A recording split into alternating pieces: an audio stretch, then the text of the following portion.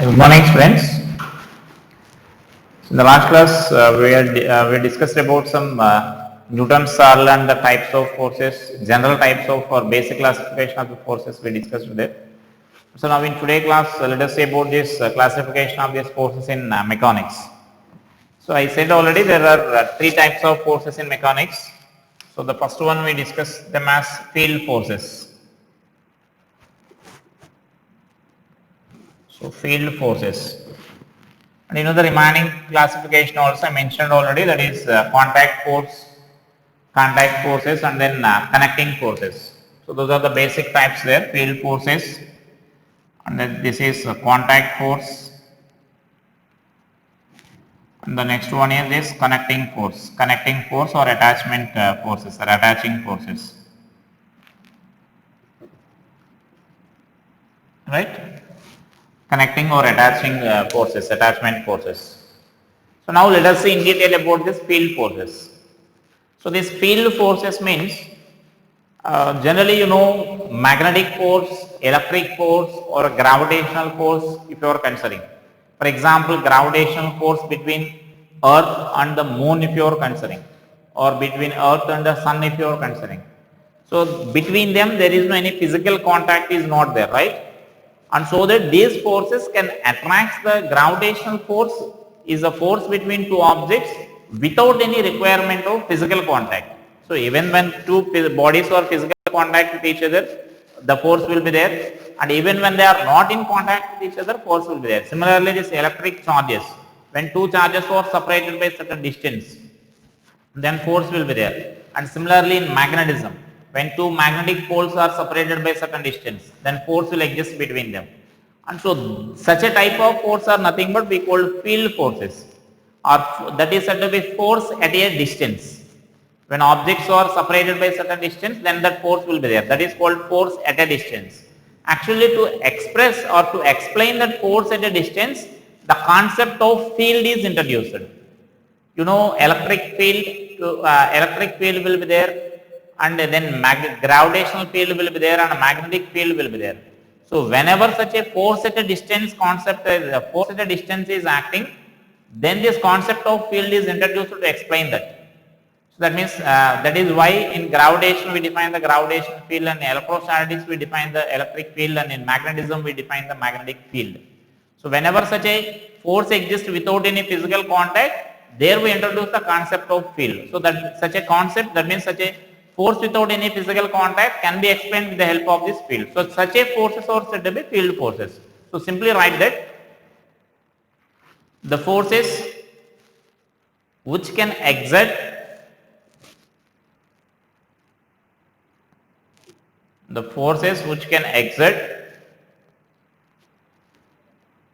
without any physical contact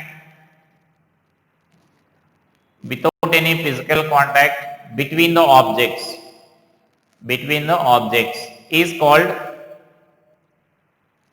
are called field forces. Example: gravitational force, electrostatic force, and a magnetic force, right? So that is a field force, and actually that field force, more about that field force is not required in our mechanics. That means we rarely include those forces here. We don't include those forces in our mechanics now. So later in the coming topics like gravitation, or when you are discussing electric field or magnetic field, so in those topics we introduce those forces here. So that means we are not going to deal with those forces right now or in this topic, right? And next is contact force. Next let us write this contact force here. So by the name it indicates contact is necessary for this force to act here. So that means when two surfaces are in contact, then only this contact force will arise there. So right. So physical contact is necessary for this contact force here. Can you say any such a type of contact force? Any such a contact force here? Contact force. So write the definition. The force which arises only when two objects are in physical contact with each other. Only when two objects are in physical contact with each other. Is called contact force. That means physical contact is necessary for this force here. If there are two objects are not physically in contact with each other, you can say that contact force is zero. So contact is necessary for this contact forces. And so now here, for example, I am considering that an object is placed on the surface here, and it is at rest, let us consider here, and no other force is acting in horizontal direction or in any other direction. That means external force is not acting on that. Only the object is at rest like this. Then what we can say here is the object is in equilibrium under the action of the two forces. That means net force acting on this object is zero here. So one force will be there like this, as we discussed it in Newton's law, and normal reaction will be there here. So that now that normal reaction is nothing but we call that as a contact force here. So this is the contact force here. In this case, the only contact force is the normal reaction. This is the gravitational force here. This gravitational force will be there even when object is not in contact with the surface, right? Even body is suspended by using a string, or even if the body is falling in air, then also that mg will be there in still, right? So this mg is nothing but gravitational force, which we discussed already, that mg comes under the group of field forces, right?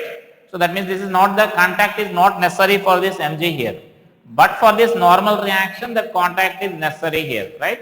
So that means now whereas when this object is moving on a rough surface, so when this object is moving on a rough surface with some velocity like this, then in that case the forces acting on this object are, in addition to these two forces, one more force will be there here.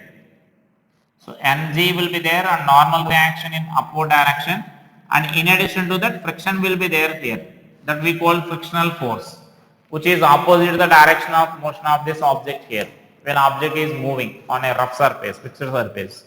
And so now here this is another type of this contact force here, or another component of this contact force here, right?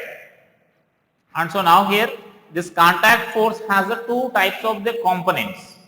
So one is said to be normal reaction, the other is said to be the friction.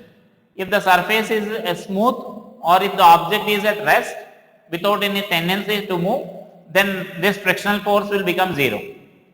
And so that here only that normal reaction will be there. When the friction is there, that means when the surface is rough and the body is trying to move or body is already moving, then this frictional force will arise here, right? And more about the friction we will discuss it later. So here the important thing you need to note here is, these are said to be the components of this contact force.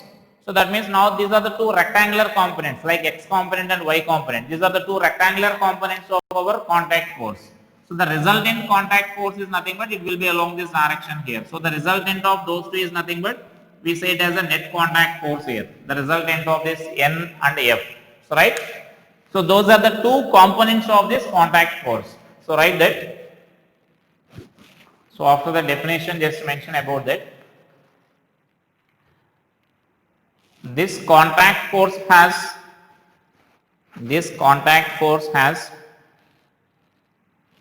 two perpendicular components.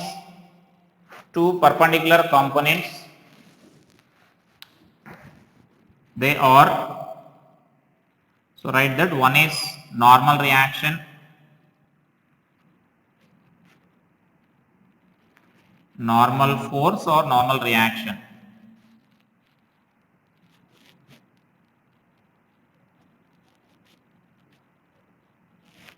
Normal reaction, and the second one is friction.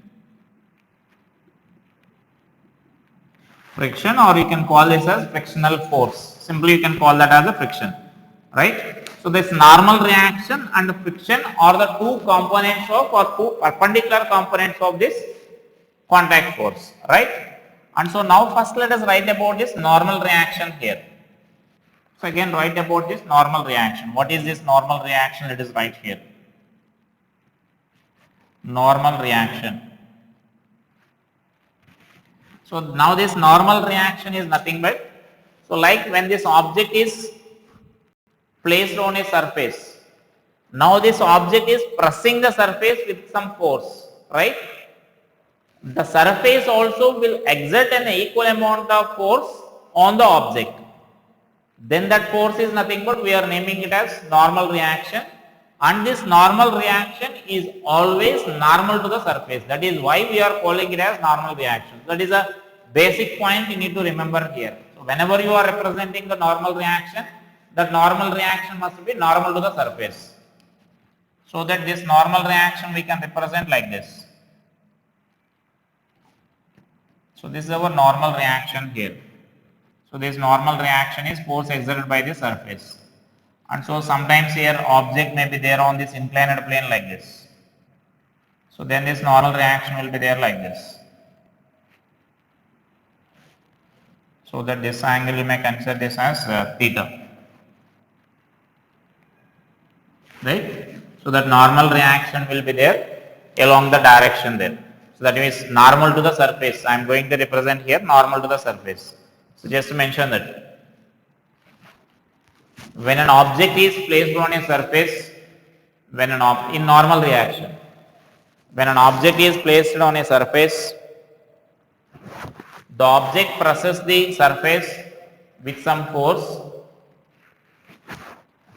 and so the surface will exert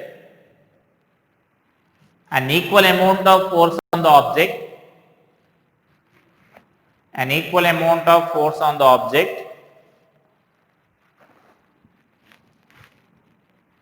which is normal to the surface,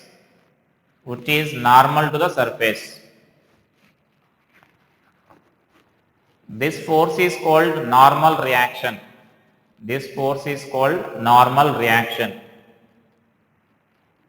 It is always normal to the surface.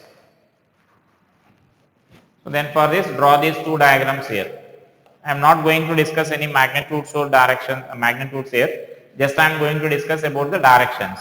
So here sometimes in some books they will represent with the R, or I am representing with the N, or in some books it may be represented with the Fn.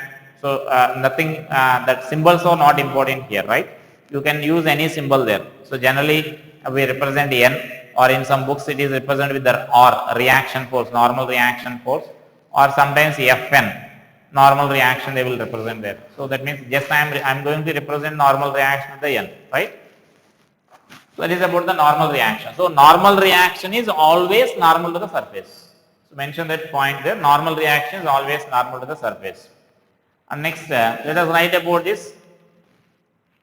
And regarding normal reaction in case of these curved surfaces, and mention that also here. In case of the curved, that means, so in case of a curved surface, if I am taking here, if suppose an spherical object is in contact with the surface like this, right? Here it is in contact with the surface like this. Now this normal reaction will be there. In case of normal to the surface we are saying here. So in case of the spherical objects, remember that normal reaction always, if it is acting on the spherical surface, it must be directed towards the center. Then only that it is called as normal reaction, because normal to the circle means generally you know this tangent, and this is the tangent you may consider if it is touching at this one point. Now perpendicular to that is nothing but our normal here. So you may consider this as N1, and you may consider this force as another force N2 here. So that what I am going to say here is, you know that normal to the circle is nothing but along the radial direction, right? And so in case of that spherical surface also, whenever you are getting the normal reaction, remember that point, because sometimes you need to calculate the angles there in some problems. So then you need to remember this. Normal reaction case of the sphere means it must be directed towards the center. Then only we call that as a normal reaction, or if any normal reaction is acting, it should be like that only, right? So that is, draw the diagram also for that. So that means if it is in contact with the two surfaces, one is vertical and other is horizontal surface. And next, this is about the normal reaction here. A brief information about that. And this normal reaction is also a force. And so its unit is also Newton only. And next, let us write about this friction here.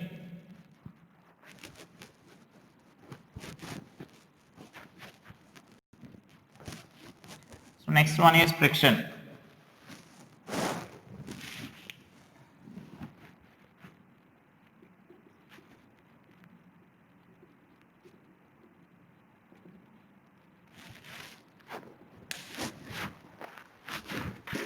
And so this more about the friction we will discuss later after completion of the Newton's laws without friction. We will discuss the Newton's laws with friction. So that means that separate topic is there, friction topic. So we will discuss more about that. So that means in this topic we are not going to deal with the friction. Just I am defining that friction here, right? So we will discuss that friction separately in another topic. So now this friction is nothing but the force which opposes the relative motion between the two surfaces here. So that means which opposes the relative motion between two surfaces, nothing but we call that as a frictional force here.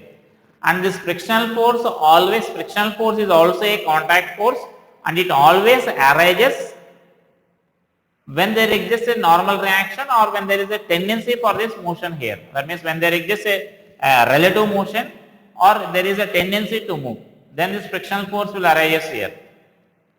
And this frictional force, again different types are there. We will discuss the types of the frictional force in that topic. So, and this frictional force is always tangential to the surface. That means it is always parallel to the surface there. That normal reaction is always normal to the surface. Now this frictional force is always tangential to the surface here, right? So just mention the definition here. The tangential force, the force which is tangential to the surface in contact, the force which is tangential to the surface in contact, and which opposes a relative motion between two surfaces, in contact is called frictional force.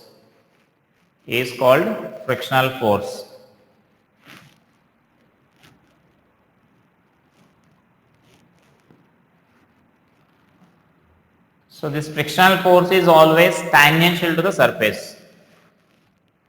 The frictional force is always tangential to the surface.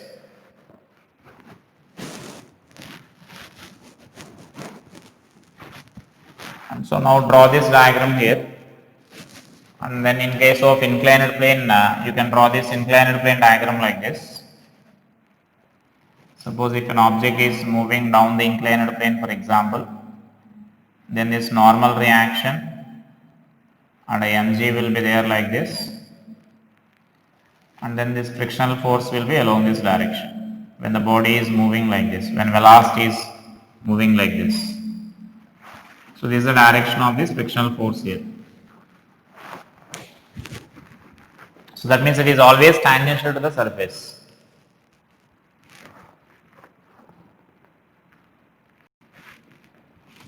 And therefore here just write that therefore net contact force is given by. So I can write this net contact force as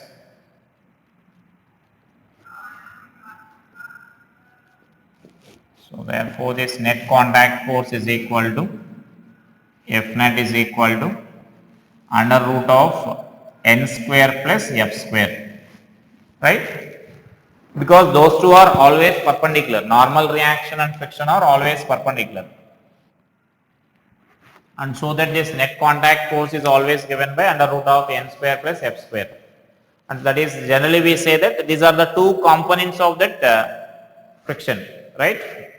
Contact force. This normal reaction is one component and this is another component of this contact force here. So those are the two resultant contact forces, means you need to calculate this value. So that means now about this we will discuss it later, because to calculate this again the friction calculation is also required. So in friction topic there will be some problems based on the net contact force here. Just you need to remember, so contact force means there exists a force only when the two surfaces are in contact with each other. And so this contact force has two components. One is said to be normal reaction and other is said to be the friction. Normal reaction means always it is normal to the surface in contact, and frictional force means always tangential to the tangential to the surface, that frictional force, right? So that is about this contact force here. And next let us discuss about this third type of or third group of this force here, that is connecting force.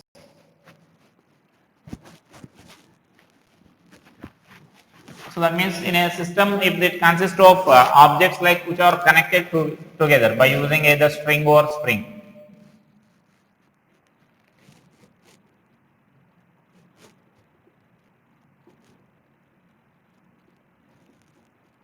So connecting forces. So just mention that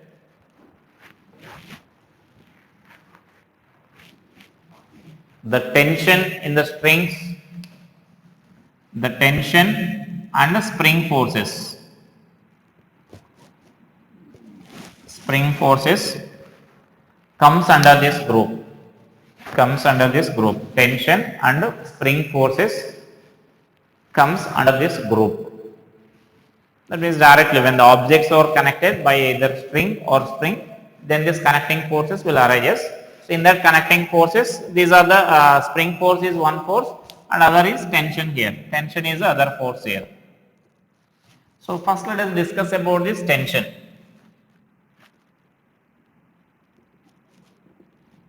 So let us discuss about this tension here, right?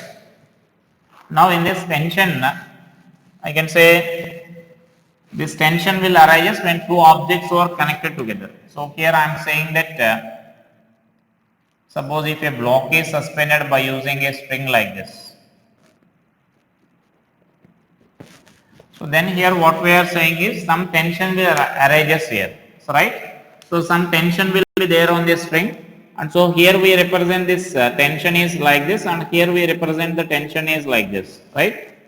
That means, and if you are considering at this topmost point, there we consider that this string is pulling that point in downward direction, right? And so that means this tension is nothing but when you are pulling the string in opposite directions. Like suppose the two persons are holding this string. Say this one person is here, and suppose this person is holding this one end of the string and other person is there here, and this person is holding the string here, right? If they are pulling the string in opposite directions, if suppose say this person is pulling the string in backward direction and this person is pulling in this direction here, if they are pulling the string, then there exists some force will arise inside the string. When you are pulling the string, then some force will arise inside the string. That force is nothing but we call the tension in the string. So tension is nothing but a type of force. That means its unit is also now Newton only.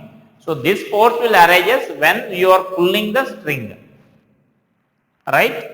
And so then this tension, that means if you are not pulling the string, if both are like say both are just holding the string and both are somewhat close to that, so that the string becomes loose, that is named it as slack. The string will become slack, means that no tension will be there in that. When you are just suspending, if you are just placing a string on the floor, then there is no tension in that string, right?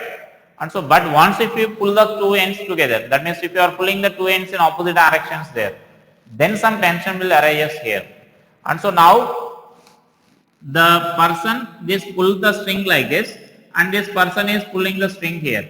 And so then here you need to remember that tension in the string is always a pulling force.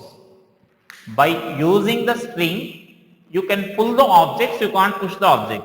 Just if you remember this point, you can identify the direction of tension in any problem easily. Just you need to remember the point, what it is. Tension is always a pulling force. Tension in the string. Tension in the string is always a pulling force. In case of metal rod, if you consider, with the help of the tension in the metal rod, you can pull or push the object. But in case of string, I am saying, in case of string, with the help of tension, we can pull the object, but we can't push the object. Just if you remember that point, you can identify the direction of this tension here. if I am representing the tension acting on the person, that means the force exerted by this string on this person. Suppose say this person is A and this person is B. If I am representing the force exerted by that string on the person, so this force will be along this direction, right? That means that string will push the person A towards right. And so now whereas this person, for this person, on this person, this string will exert the force like this. So that is the directions of this force exerted by the string on the objects on the either side. Similarly here, this string will pull the ceiling in downward direction, and the same string will pull this block in upward direction. So remember that tension at the ends of the string is always opposite in direction. Tension at the ends of the string is always in opposite direction, right? Now here what we represented here is force exerted by the string at the ends on the objects which are connected at the ends. Now suppose if you want to draw the free body diagram of the, that means if you want to represent the forces acting on the strings. On the string means now that force is, can you say what is the direction of the force acting on the string at this end? It will be along this direction. And here it will be along this direction, right? That means now these are the directions of force with which this person is pulling this string. That means this end of the string is pulled by the person with this tension T here. And similarly, we are considering that system is equilibrium. Both are not moving. Is also pulling the string with the same force here in opposite direction there. So that these are the, now these directions are the forces acting on the string exerted by both the persons. These are the forces exerted by the string on both the persons. So that means you can observe that whether you are representing this or whether you are representing this, the direction of the force at the ends will be always opposite direction, right? So when you are considering force acting on the person, you need to represent like this. When you are writing the forces exerted by the persons on the string, you need to represent like this, right? So just mention that.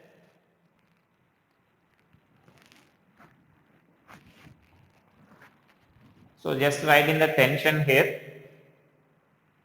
Tension is a force. Tension is a force developed in the string. Developed in the string when it is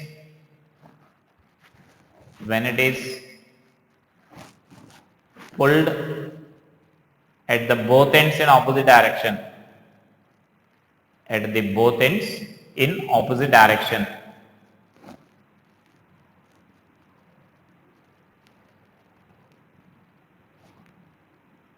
The tension in the string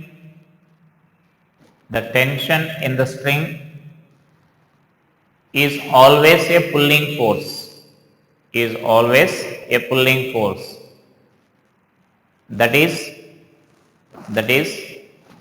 by using tension in the string,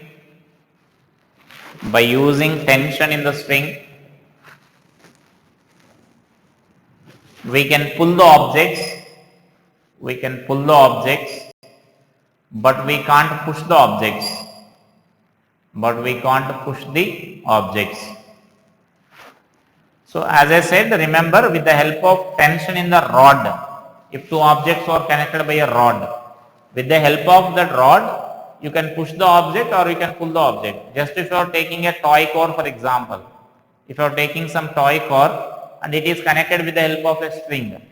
Now with the help of that string, you can pull the car, right? We can pull the toy car, but you can't push the toy car with the help of that string, right? But whereas with the help of a metal rod, if it is connected with a metal rod, for example, with the help of that metal rod, either you can pull the car or we can push the car, right? So that both are possible with the help of that. So that means in case of string only we are discussing here.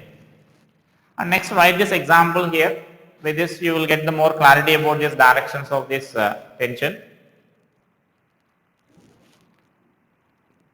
So this amount of force will be there at each and every point of the string here. We are representing only at the ends. So if you are taking any intermediate point here, suppose if I cut this string here, if I am assuming that the string is cut at this point and I am representing it as a two parts here. So if I am considering, let us consider this, that is also important there. So then I am assuming them as it is divided into two parts like this. We are assuming that. That means to represent the direction of the force. So that means here I may represent here, I am dividing that into two parts. Now those two parts are represented like this. Now if I want to represent the tension at this ends of this string here, then here this is at this tension this will be T here. Now at this tension this will be T like this. And similarly here T will be like this and here T will be like this. You may divide, you may cut the string at any point there. At any point there, then you will get such an arrangement here. Tension at the both ends will be opposite. That means at each and every element of the string, even if you consider this small element here, then for the small element also you can represent these forces like this. One force will be there like this and other force will be there like this. So for each and every element you may consider that. You will get such situations there, right? So that means mention that. Consider two persons A and B or standing on horizontal surface and they are pulling the string as shown in figure.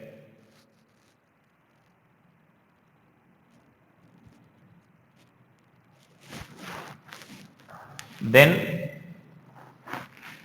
force exerted by the string on the persons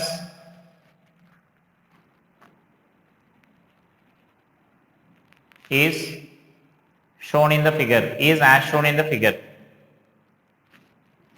The force exerted by the string on the persons is shown in the figure. So then first draw only this figure here, the first persons on the string, right? And next, the force exerted by the persons on the string is this one. The first one is this one. The force exerted by the string on the persons is shown in, draw it as suppose a figure A. Next, this figure B is force exerted by the persons on the string is as shown in the figure B. Now this is figure C and this is figure D.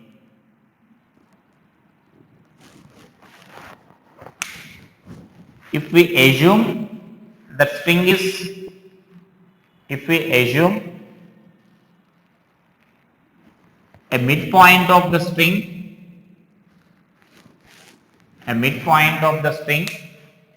then tension at that point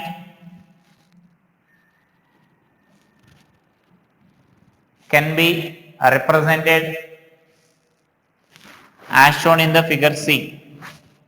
That means we are considering this midpoint here. At that midpoint the tension will be there from the both sides like this, so that if we join them then that force will nullifies with each other. So this is a midpoint at this force at this midpoint here. So you can divide the string at any point and you can represent that forces like this. Not only midpoint, you may consider any point. That's why I am taking that small element also. If we consider a small element of the string,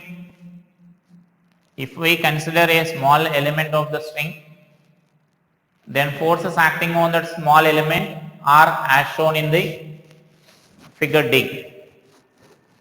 If we consider the small element of the string, then the forces, that means tensions acting on the element are as shown in the figure D.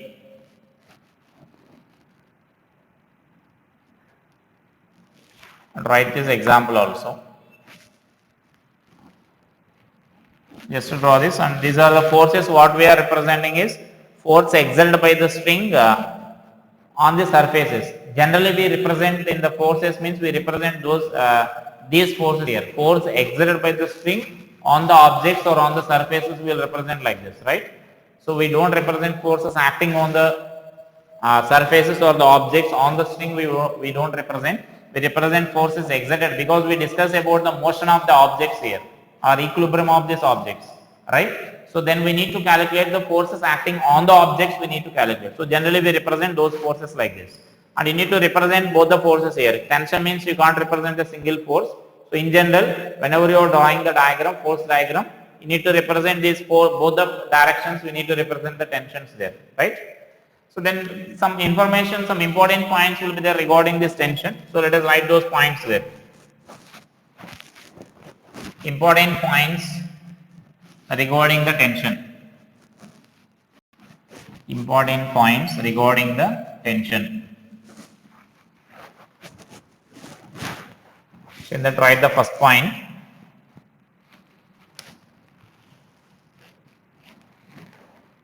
First point.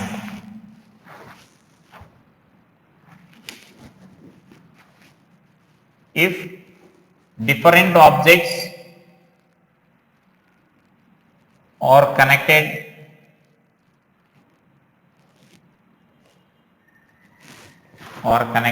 by inextensible string, if different objects are connected by inextensible string, then magnitude of acceleration of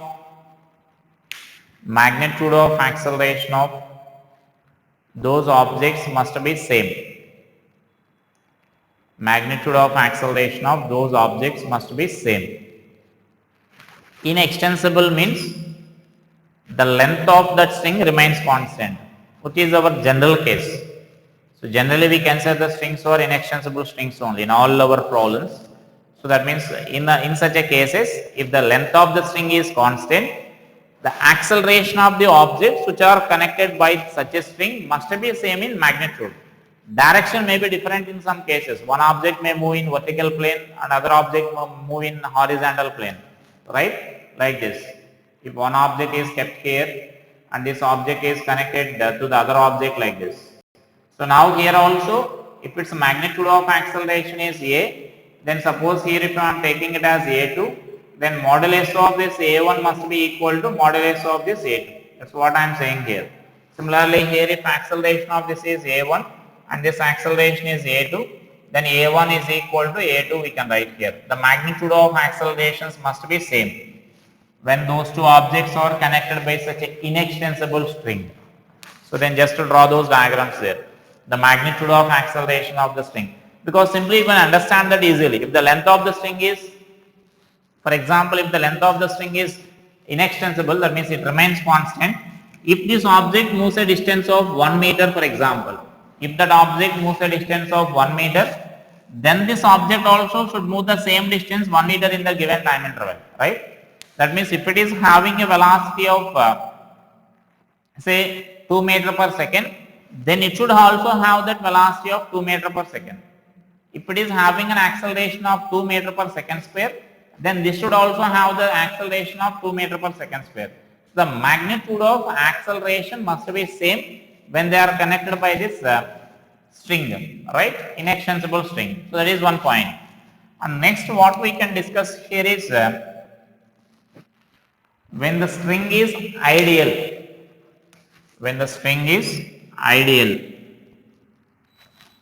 Ideal means, write that what ideal string means.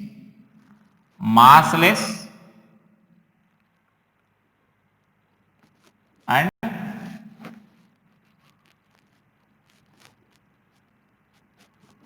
inextensible.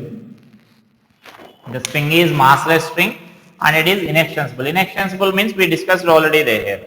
That means length of the string remains constant. Now the mass of the string also should be negligible. In most of the problems we neglect the mass of the string, but there are some few questions by considering the mass of the string also. So now ideal string, whenever sometimes I may mention that, assume that the string is ideal. So ideal means then this is the ideal meaning here. The string is, we need to assume it as a massless string and it is inextensible string. So if that is the case, then tension at each and every point of the string will be same in magnitude. So just mention that when the string is ideal, in brackets write that massless and inextensible, then magnitude of tension at each and every point of the string is same. At each and every point of the string is same. So that means here in this example, same example we can represent here. Here T will be there, then here T will be there, and here T will be there. And so then here, suppose if you are taking here, then here T will be there and here T will be there like this. As I said, when you are representing the tension in the diagram, force diagrams, we represent the tension exerted by the string on the block. So that means these are the forces acting on those blocks here. So that means now same tension we consider here throughout its length, whatever the length of the string may be, same tension we consider here. So in the given string, tension will be same. If you are taking the another string, two strings are there for example here, then the tension may be different in both the strings, but in a single string, tension will be same, right? So that is the case if the string is having massless. In that only mention that, but if the string is having mass,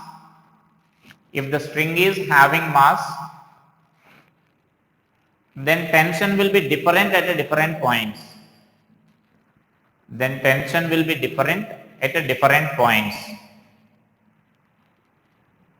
So that means if mass is there, then you can't take the same tension here.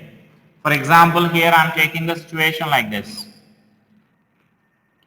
Now the two blocks are connected by a string having some mass like this. So now this is having some mass I am taking, like some thick rope I am taking whose mass is considerable. Then here, suppose here if I am taking this tension as T1 for example, then here you should take the tension as T2 here. So the tension will be different at different points here. So at each and every point the tension will be variable then. It is different at different points, you can say that.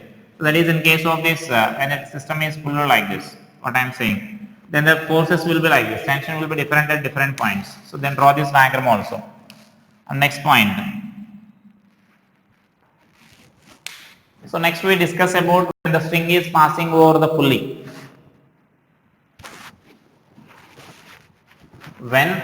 Next point, when there is no friction between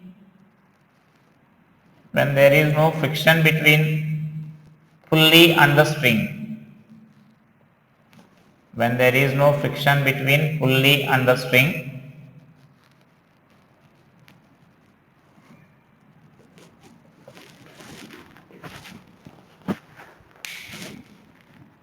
and the string is massless,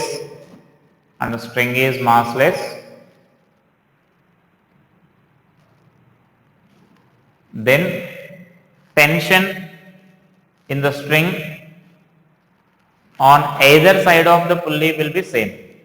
Tension in the string on either side of the pulley will be same.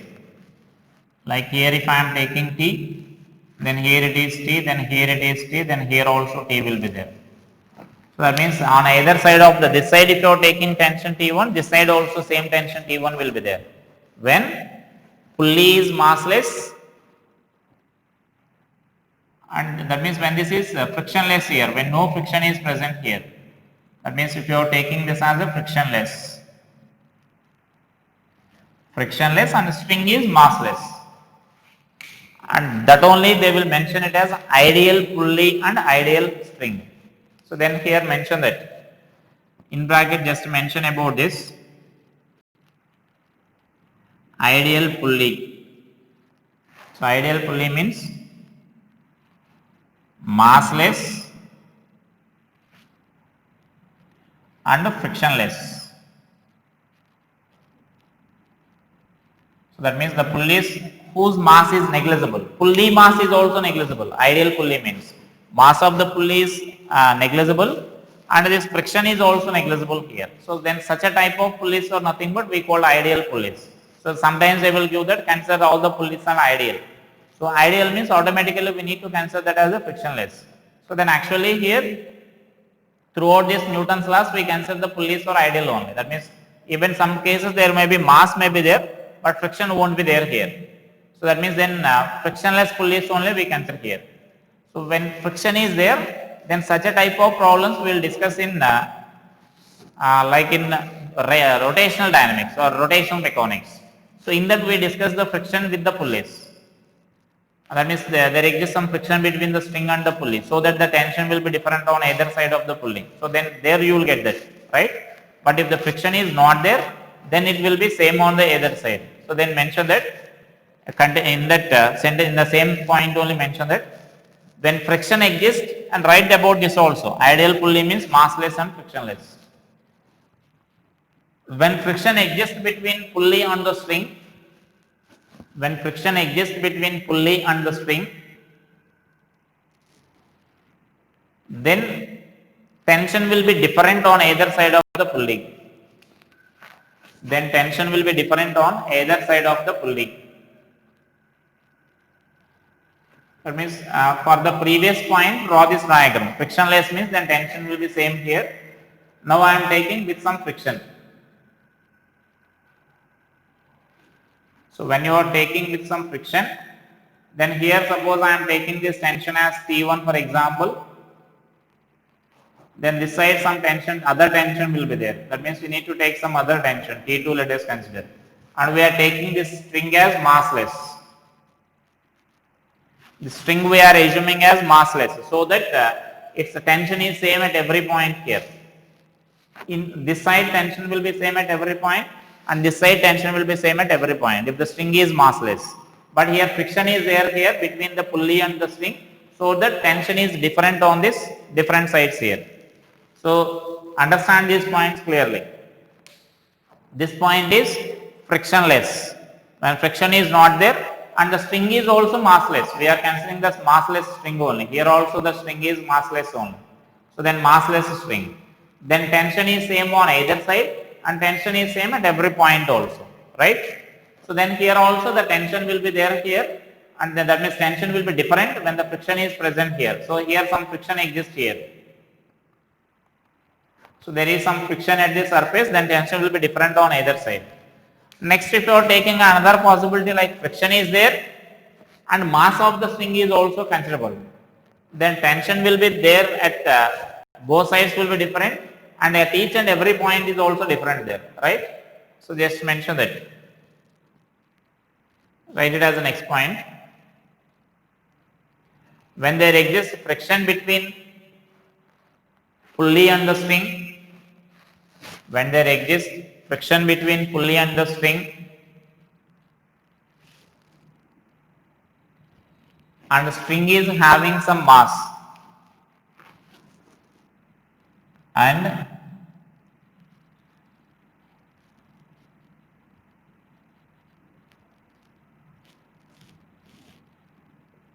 string is having some mass,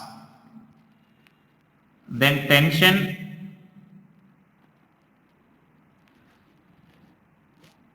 on either side of the pulley is different, on either side of the pulley is different, and it is also different at different points of the string, and it is also different at different points of the string. That means here if I am taking T1, T2, T3, T4, when friction is present and when mass is also present here. So here friction is there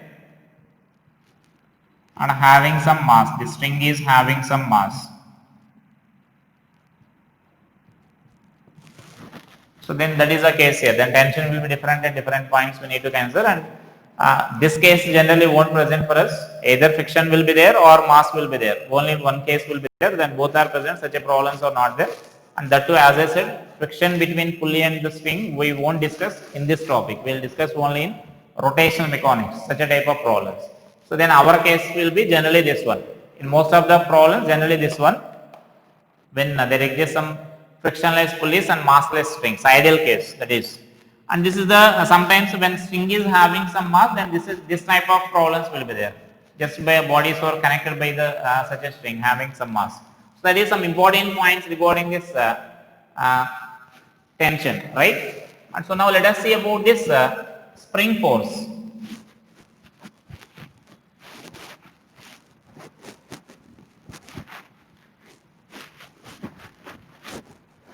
So spring force means that is nothing but one type of this elastic force. You know that springs obeys a Hooke's law.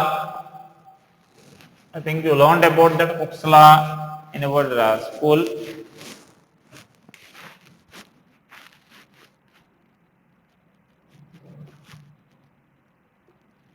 So spring force.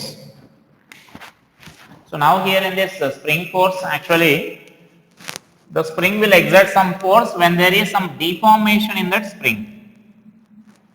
Suppose I am taking this one end of the spring is connected to the fixed end here, and other end is suppose say here. This is connected to this block, and so that now this length of the spring is at its natural length. The spring is having its own length, original length, and so then it does not exert any force on this block here. Now this spring is suppose it is elongated. Now this spring is pulled here.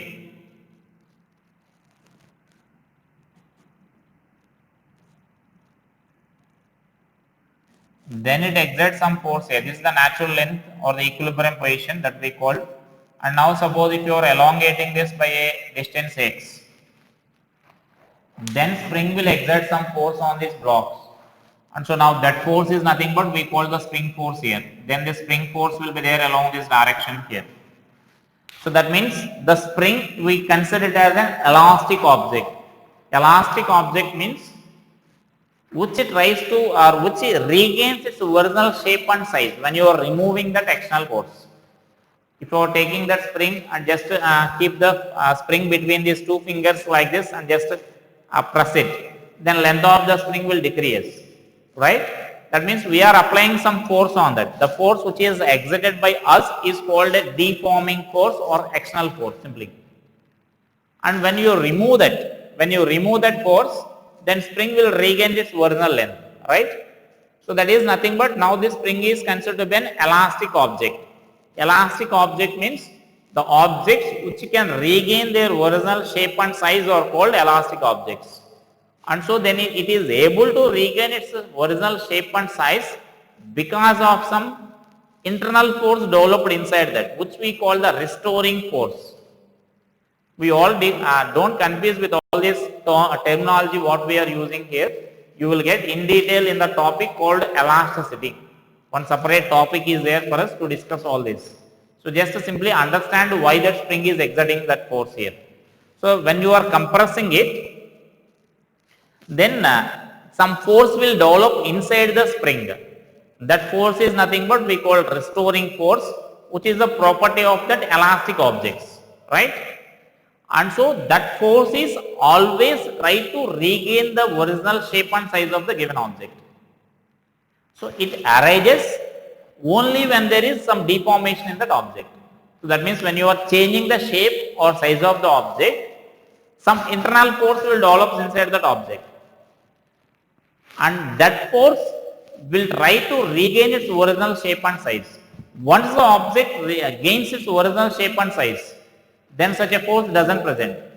That forces will arise only when deformation is there. Remember that point. That restoring force, what we call the restoring force, will be there only when there is change in the shape and size. The object gains original shape and size, such a force doesn't exist inside the object. So right? Now such a force which is developing inside the spring is nothing but we are calling it as the spring force. So that force what I am saying naming it as restoring force here in general, that restoring force role is to bring back the object to its original size and shape. So once the object attains original shape and size, then such a force doesn't exist, right? So now this spring force is nothing but such a type of force here, such a type of restoring force. The spring force is nothing but our restoring force here. So now you can say that the spring force will be there only when there is change in length of the spring here. So for the spring change in dimension means length. So whenever there is change in length of the spring, then spring force will arise, right? So that's the role of the spring force is it always try to regain the original length of the spring. So that means if you are pulling the spring, if you are increasing the length of the spring like this, then the spring force will be along this direction here. If suppose if I am decreasing the length of the spring here, suppose if I am compressing the spring here, so let us consider that suppose now I am compressing the spring here, suppose the block is compressed up to now, up to here, suppose say by the distance of x.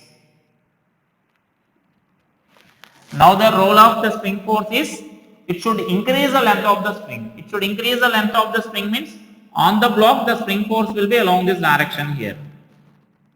So right. So spring force always try to regain the length of the spring, original length of the spring.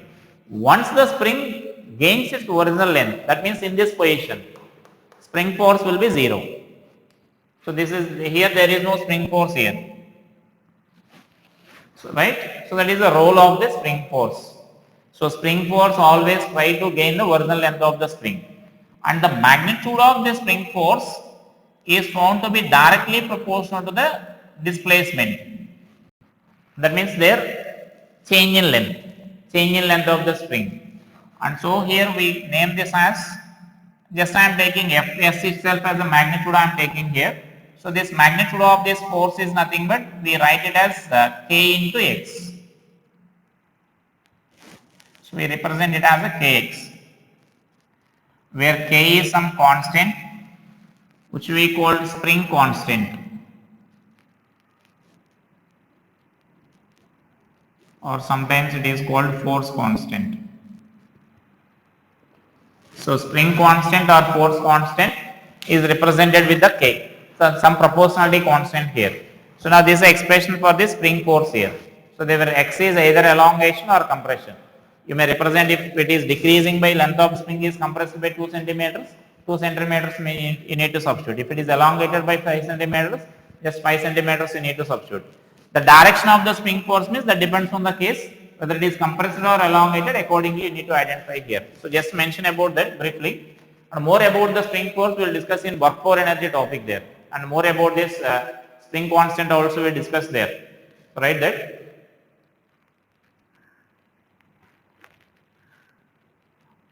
spring will exert the force on the objects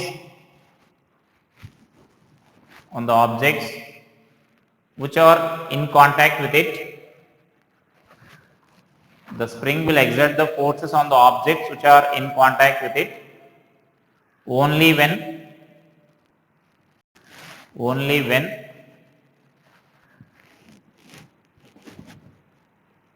its length is, that means when it undergoes deformation, I am saying it in a general words so that you can understand that easily.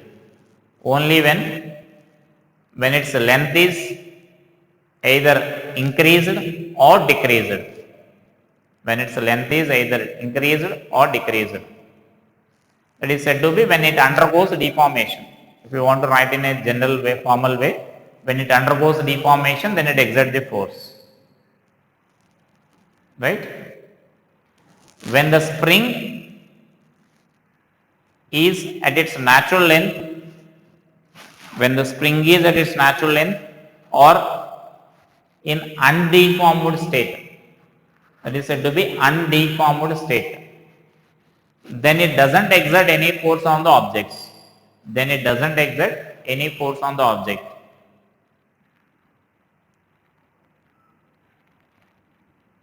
But when it undergoes deformation, it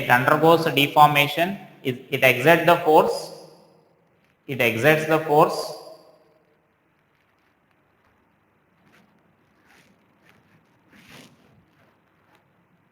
Which always try to regain the original length of the spring.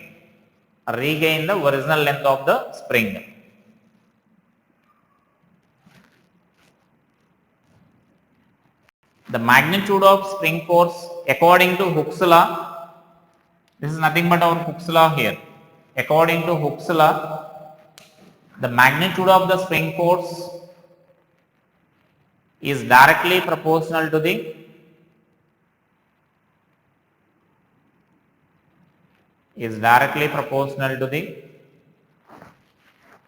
change in length of the spring.